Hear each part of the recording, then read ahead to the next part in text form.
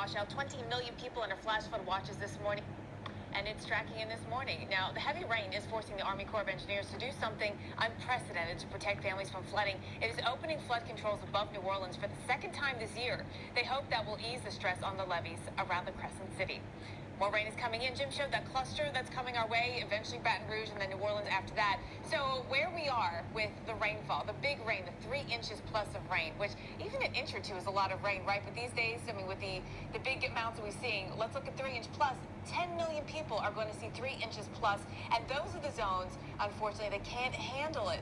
The flash flood guidance across this area is saying, you know, Lake Charles to Baton Rouge, about 1/4 to 1/2 of an inch. That's all this area can handle in an hour without flash flooding.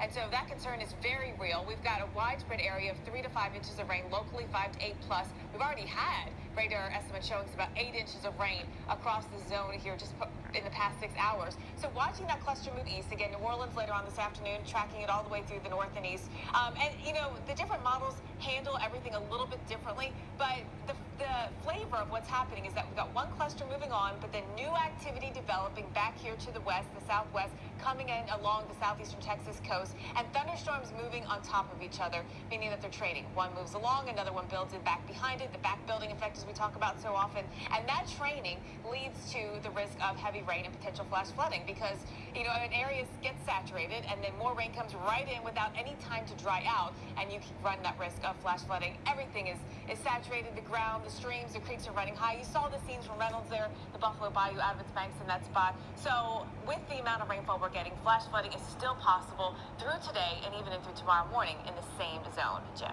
All right, guys. The line right on your rope just to, yeah. I mean, but Steph, you're thinking that's like the next adventure that you want to take. These guys are just getting to work, right? All right. Let's get you out there today trying to get to work. Or maybe you're doing some traveling for the weekend. There will be delays today. We've got a lot of activity again in the south. Now, Houston, there are about 100 cancellations at Bush Intercontinental, some coming in, some leaving. And I wonder if it's just flights that didn't get where they need to be last night, right? So we'll watch for more delays today. We have some thunderstorms in the area right now, but I think throughout the evening, more it develops there. New Orleans, Birmingham, D.C. all have the chance for delays. Vegas, we're talking about the rain you just had. Yes, it's still there. And we still have some delays possible if you're heading out to Vegas for the weekend. That's a great Mother's Day trip, right? All right, let's take a look at I-10 today. Travel is going to continue to get worse. Yesterday, it was very difficult in Baton Rouge. I-10 was actually closed for a while because of heavy rain. The rain is not there yet in Baton Rouge, but it's coming. Right now, it's all about Lake Charles and this big cluster of thunderstorms with very heavy rainfall rates that we are seeing right now. Look at it moving right along I-10 and getting closer to Baton Rouge. Schools actually in East Baton Rouge are closed today because of the concern over this rain coming in at the drive times and the travel times. And as we track it, I mean, look at this. It's slow moving, but it is moving. And so as this cluster continues to